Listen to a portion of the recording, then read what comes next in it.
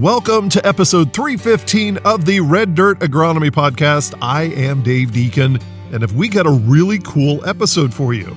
As you know, we talk a lot about precision agriculture on the podcast, usually with a focus on how precision sensors are helping crops. But in this episode, we're taking a look at precision sensing in livestock. Today on the Red Dirt Agronomy podcast, we're talking with Dr. Mark Trotter, who is a precision livestock management researcher and professor at Central Queensland University in Australia.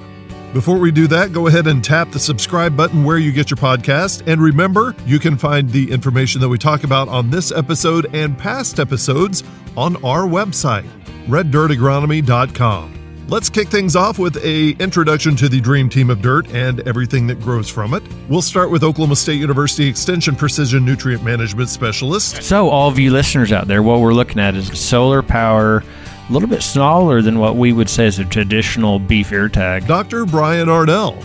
And next to him is Oklahoma State University Extension Cropping Systems Specialist. Tall grass isn't necessarily always tall. It's just the species. Dr. Josh Lofton. And now that we have all the formalities out of the way, we'll dive into this episode with a proper introduction to our guest. You are listening to the Red Dirt Agronomy Podcast. So our guest, it's kind of like when we were at the farm show and we just made eye contact with people and said, hey, you're coming over here. Yeah. We have Mark Trotter here, who's over from Australia. He's been up in some meetings and coming down. And he came in and gave a lecture this morning of the recording. Is going to give another one at 3 o'clock, so we're trying to fit time in with Mark. But Mark and his wife, Nika, will be coming over this spring and spending time at Oklahoma State. Mark is on the ANSI side. Tenica is on the more crop soils side. And so they're both going to come over, not their first trip to Oklahoma or Stillwater, by the fact. We'll get into that. But Mark does some really cool stuff in precision ag, in the grazing and livestock side, which is something that we've had some former guests on at OSU that is really cool as far as bringing in technology into grazing.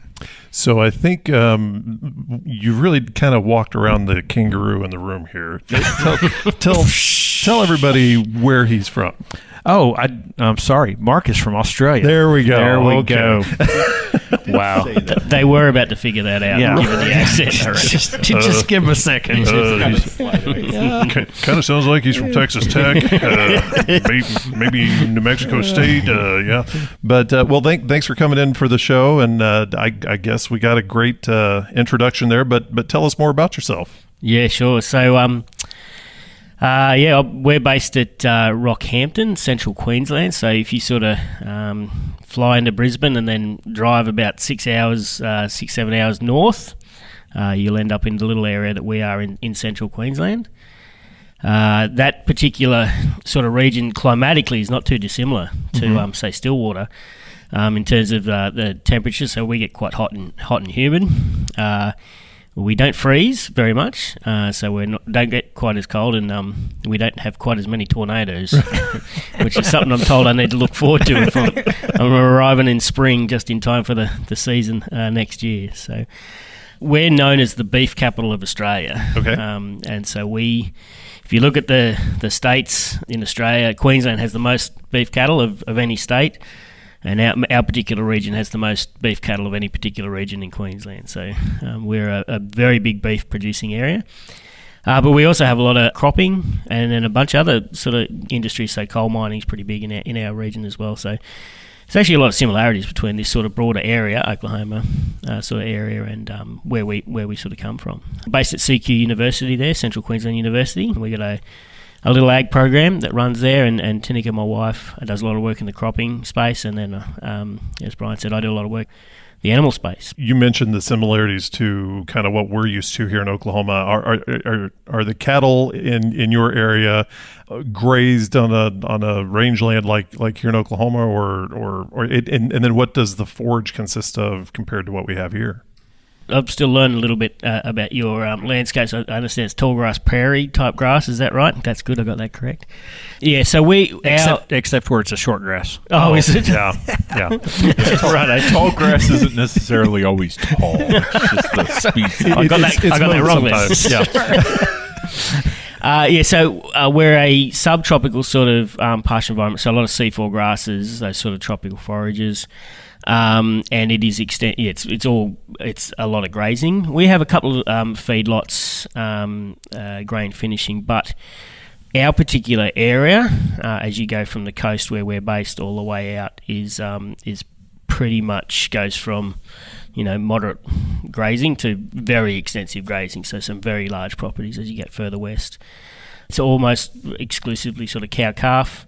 Except, I should say, a little bit closer in, you get we get a bit of grass finished product coming out of there, and some of that's actually coming over here to the US into some of those specialist grass finished products that are appearing in some of the higher end supermarkets. So, yeah. So, are you running a lot of improved species, or what improved species are you guys utilizing? Where we are, it's a lot of native pasture. There's some improved tropical grasses in there, but the vast majority of the country is native.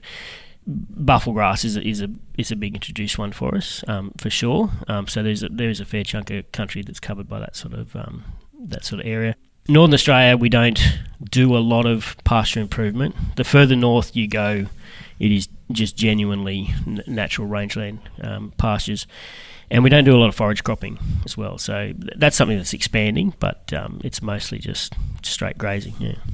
What's the average size of the paddock that you're looking at in the region? That's a good question because they all vary, don't they? So on the research station where we operate, our research station's a small property, so that's somebody have to do the calculation for me. That's 3,200 hectares, so 7,000 acres. I was about to say 7,000, so that's really small. Yeah, it's snug. Yeah, so you could barely call that a station where we come from, but it's still a working property. And the paddocks, like a small paddock there is a little tiny research paddock, sort of 40 acres, and the bigger ones are 500, 600, 700 acres.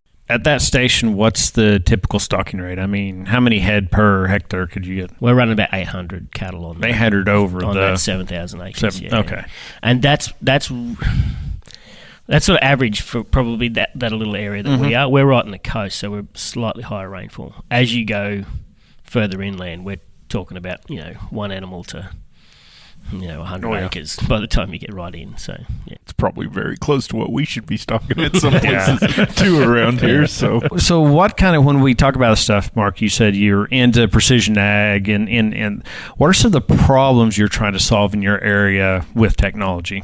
Yeah, and that's actually a really astute question to ask. Well, thank you.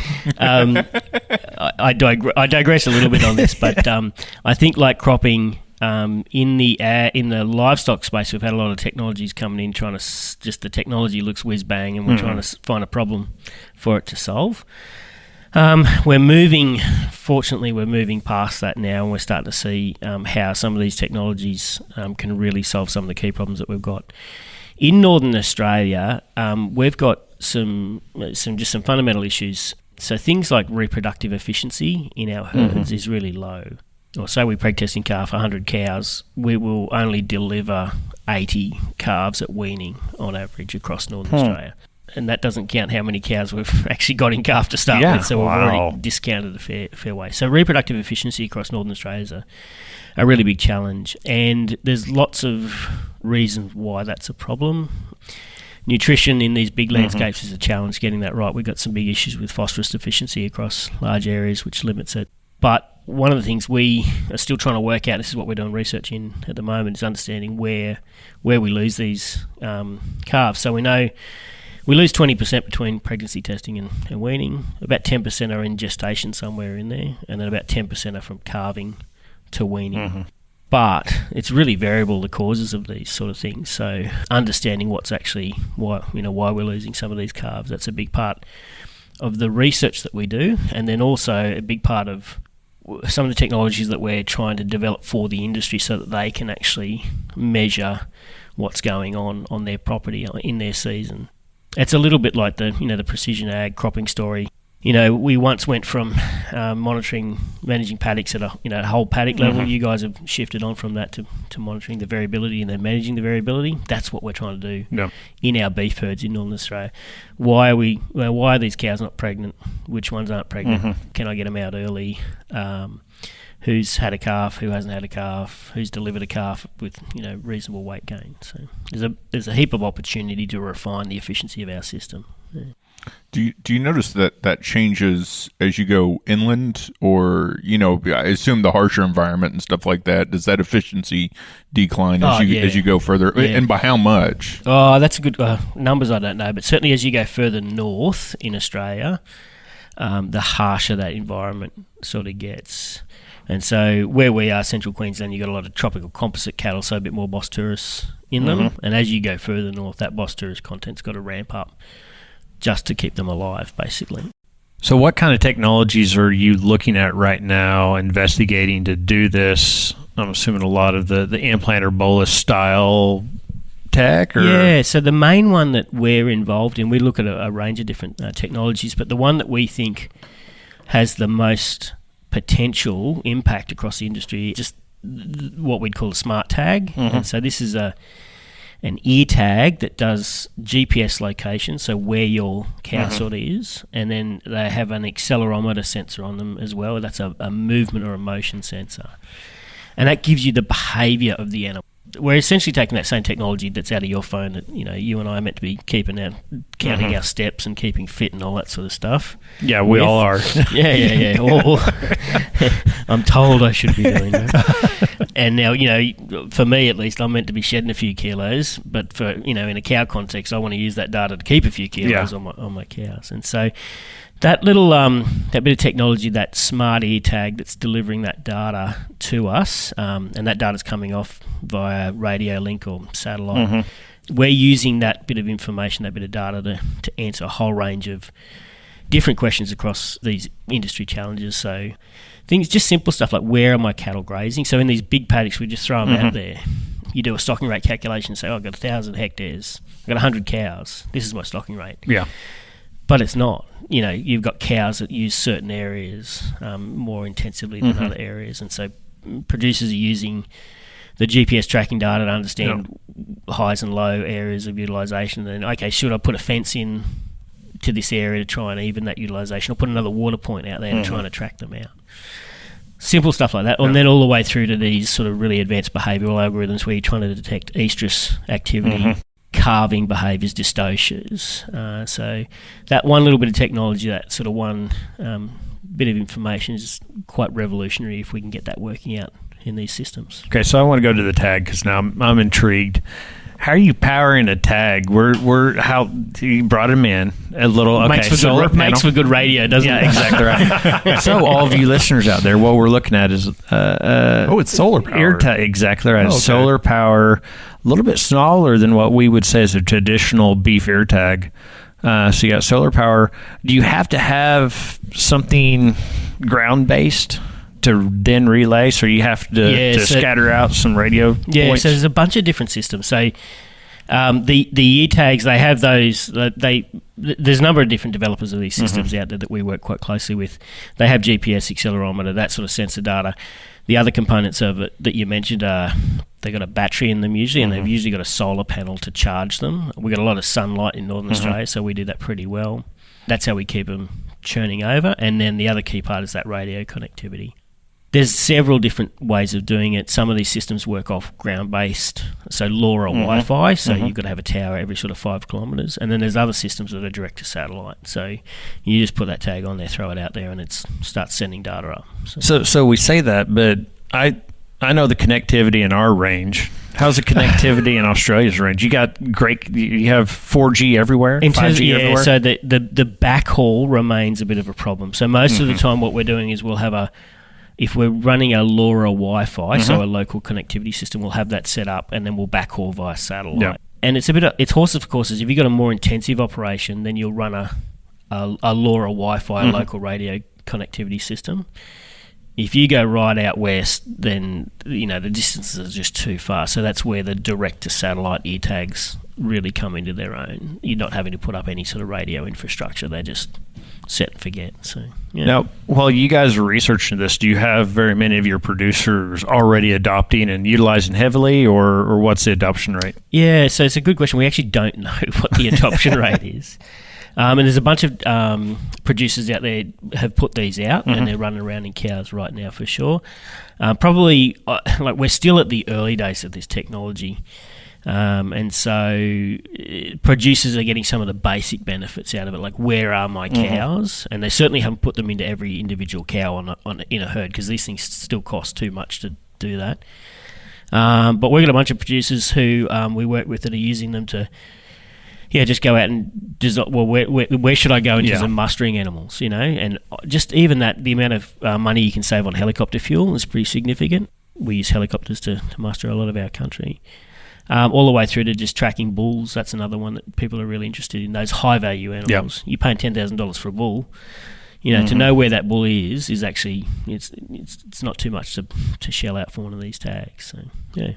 I guess one question is, so this is going to get them a lot of data. There's a lot of information. And I think very similar to when the Green Seeker came out, growers would get the Green Seeker and they'd go out and they'd get a ton of data back. And they just became overwhelmed with how to interpret that data. So what are you guys doing in these initial stages to kind of overcome that just data flow that's just constantly there to kind of sift through the weeds to actually get them that important data they actually want? You're exactly right. That's the problem. We've got, in some situations, too much information coming back, and the wrong sort of information. So these tags just shell out like massive amounts of data, potentially location data, accelerometer data. A lot of it's processed on the tag, and you get a summary. So, but even that summary set of data over time builds up to be quite a bit of information. What we are doing is working with these tag manufacturers to develop the algorithms to take that data and turn it into just a key bit of information that the producer wants. So he doesn't want to know necessarily all the geolocations of animals from across, the paddocks over the last 12 months. What he wants to know is just a grazing distribution map, and then when did that cow calve? Did it successfully calve? And that's the two bits of information that he wants. And so we spent quite a bit of time working with more research grade devices than the commercial ones to collect very high resolution data. We then look at resampling that and work out what do these commercial guys need to actually do with their information. So what kind of sensors needed to know if a cow's calving? What sort of sensors do you need to know? There's a couple of bits of information that we use. So the accelerometer sensor gives us very fine scale information about rumination patterns. And so you can see changes in rumination over the days and hours before that cow's calving. That'll typically decrease. So that's one little bit of information, but the problem with that is if you rely on that, and that's been quite useful in the dairy industry for things like estrus and stuff. You rely on that in a grazing situation. Our feed base is going up and down all the time, so the rumination patterns are actually going up and down in terms of following the quality of the feed base. So it can be quite a little bit deceiving. So you can end up with an alert that says your cow's calving was due to rumination, but it's not. There's something else that's happening. So we look at a bunch of other things. So the proximity to other cows. So you'll often see a cow goes off and hides herself and to have that calf. And there's a bunch of other ways they change in their movement across the landscape as well. Some really interesting data just coming out of Spain. We work with some guys at the University of Cordova, and they've been finding just the way the tortuosity of the path, so how curvy that cow's path is through the landscape, changes the day before she starts to have a calf. That's cool. So the directionality of her movement actually varies, and so that's really interesting because one of the things we've been chasing for a while is that sort of lead indicator. Our research, we've been able to show we can pick up calving sort of on the day and definitely the days after. But these guys are just being able to actually predict it. This cow's going to calve the next day, which can be quite useful. What's the difference in the pattern of movement on a successful calving versus not successful? Yeah, so we actually had a student here, Justin McCaw, came to Stillwater and worked out here last year looking at some dystocia detection, so picking up that degree of difficulty in calving. What he's been able to show is things like standing, lying behaviour are different between cows that have an easy calving and a difficult calving. And that's not rocket science, we know. The longer that parturition event is, if that cow goes through a difficult calving and say she loses that calf, the calf actually dies, but she gets out, but it dies, which is pretty common in Australia. There is a fundamental difference between a cow that keeps a calf and a cow loses a calf. The maternal, what we call maternal state, she's carrying a calf. She just has to change her behaviour quite dramatically to manage that calf because she's got a calf at foot. Whereas if she loses that calf, she just goes back to normal. Normal, yeah. So it's really, really powerful for us because when we can get this information coming out of these landscapes where at the moment we put cows out there and we just wave them goodbye and hope for the best. We have no idea what's happening, and if we can get this objective data coming back in at an individual animal level, then we can start to manage it, basically. So, yeah. Well, I guess that's a question we should have asked. Like, how often does a rancher see a cow out in the field? Yeah, it absolutely varies. So we might, on our research station, say in the commercial paddocks, you'd see them 3, 4, 5, 6, 7 times a year easily. But there's a lot of places where that animal is put out and seen once a year. We will often find people that will put 100 cows, 1,000 cows into a paddock, whatever it happens to be, and then you muster them and there's 5% missing. And then they've died of something that we don't know what it is out in the paddock. And so just not having that, not knowing what's going on is a bit of a challenge for us. Yeah. It brings me back to, when I was down in Louisiana, they have the same thing. They kick them out into the swamp and they come back and get them in like a year or two. Yeah. And they have no idea. They've never seen these cows. They're feral by the time they walk out of the bush. And so I assume that's kind of the same thing. They've lived off the land, so they almost, go it's like more canyon feral country than they already are. Yeah. So we still have a little bit of what we'd call wild harvest. So that's where you literally go out and just pull off cattle out of the wild country sort of thing. That's changing. It's getting more and more managed in terms of more intensively managed in terms of those grazing systems up north. But that definitely still happens. So yeah. Well, so going back to this, and you talked about the companies producing a sheet, a more condensed sheet. So what are your growers' mentality of a private industry having access to day-to-day activities of their animals? I know here that might not go over very well. How does that work in Australia? Yeah, it's a very interesting question, isn't it, in terms of that data ownership and and all sorts of things like that. So, if you look at the data agreements on these sort of devices, quite often the companies are retaining the ownership of the data and whatnot, and so have access to use that data to on-sell it for whatever purposes they want. I think at this stage it's really only our leading producers that are using these devices, and they are more interested in getting the data to make the management decisions that they want to make than worrying about sort of data ownership. There's a very interesting question to ask around, well, what happens once these devices become more and more popular, and the information that's coming off these it will be very powerful at all levels across the industry, because we can start to understand what's happening in terms of productivity of animals across large areas, in terms of flow rates of animals, predicted flow rates of animals coming out to go into meat processing facilities. Things like disease detection. So we know we can pick up diseases like buffalo fly, like you guys call it horn fly, have a similar sort of thing over here.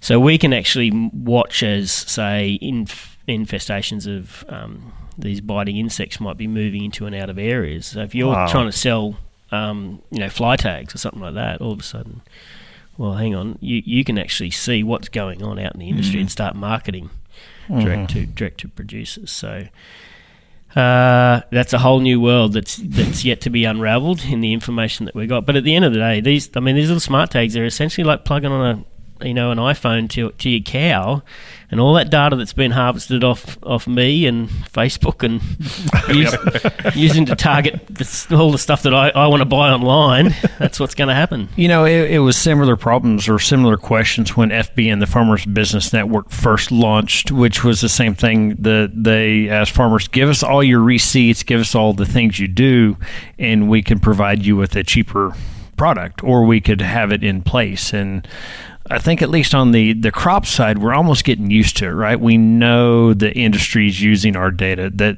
why do we get a free app? So they can get data to sell you stuff better. I mean, for anybody on John Deere Ops Center or Climate or any of those not thinking that it's a marketing scheme or plan, they're living with their heads under their pillows at night. But it's I think it's becoming almost common now where we take the wins with acknowledgement, but there's still that mentality of the farmer rancher is like, it's mine, leave me alone.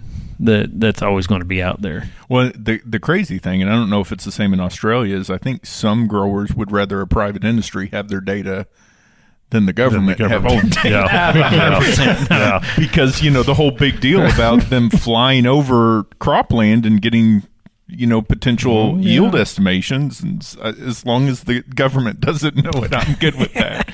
I got one last question for Mark, because I know he's got to go. Why spend your time? Why come back over the States in our springtime with you and Tenica? And what do you guys want to come to Stillwater for a little while? Yeah, so I guess when you've got a married couple that are a bunch of researchers, you've got to try and find a place that can host both of them. And obviously, Brian, I've been bumping into you since a long time ago at various international precision ag conferences and whatnot. So we've known each other for a while, and certainly keenly followed the work that you folks did from the early days in precision cropping, and been really interested in that space. And so it's a really good opportunity to come and touch base with you folks. And then on the animal science side, we've had Ryan Reuters come over and done a Fulbright with us in Australia, and so made a really good connection there. And so it just made a lot of sense for us to come to Oklahoma. I mean, the other part of it is there are a lot of similarities between Oklahoma and Central Queensland in terms of production and but also just culturally as well. We're sort of like called bogans or whatever you want to call us in Australia. I think your equivalent here is the redneck type culture. Well, yeah. Well, I fit quite comfortably into that sort of scene, if that makes sense. So I like to barbecue, and I pick a little banjo. So I think we'll do all right here, hopefully. So moving forward, the future is very bright with this technology. Where you stand now with the data that you're gathering, where do you think your research could go in the future? I know that's a big if. I mean, it's very wide, but what's next? Yeah, it's actually, so for me in particular, one of the really key things that we're looking at, and that's why I'm coming over next year for the sabbatical, is to explore how we use this technology in a biosecurity context. Okay. And so we've done some work picking up key disease states using these technologies. And I think there's a really big opportunity, certainly for us in, say, Northern Australia. We've got a threat of foot and mouth disease incursion up there coming in from Southeast Asia. We know we can use these sort of technologies to detect the symptoms of a disease like that. It's just how we put that all together in a sort of affordable system to pick that up. And I think there's some opportunities similarly on this side to look at that biosecurity application, say more in the southern US and some of your big rangelands down there, and picking up known emergency diseases, like you've got an FMD, further south of you guys, but also some of the, potential, just the novel new diseases that we don't even know about yet. Right. And so I'll be working with a bunch of people here and a couple of other universities nearby to explore how do we start to look at the application of the sensor systems in that biosecurity context. Could have a very big impact in terms of refining our detection, so early detection, you can imagine, but also our response, understanding how do we fix some of these problems if we actually get those diseases in. So, and there's some really good synergies between Australia and the US in that particular area. So, well, Dr. Mark Trotter, thank you so much for coming in, and we'll let you get to your big presentation over at Animal Science. Excellent, thank you. Thanks, Mark. Thank you for listening in on this conversation of the Red Dirt Agronomy Podcast. And if you'd like to join the next discussion, send us an email, podcast@reddirtagronomy.com, Or you can go to our website, reddirtagronomy.com, and you can find a place to send us a message on there. All of us would like to thank Dr. Mark Trotter for traveling all the way from Australia to join us on the podcast. Okay, well, truth be told, thank you, Dr. Trotter, for taking 30 minutes out of your schedule while you were on campus to talk with us before your seminar. If you get a chance, visit our website, reddirtagronomy.com, to find out more information about our guests and any of the resources that we discussed on this episode of the podcast. For Dr. Josh Lofton and Dr. Brian Arnall, I am Dave Deacon, and we all want to thank you for listening. The proceeding is a copyrighted recording of Agnow Media LLC 2024. And yes, all rights are reserved.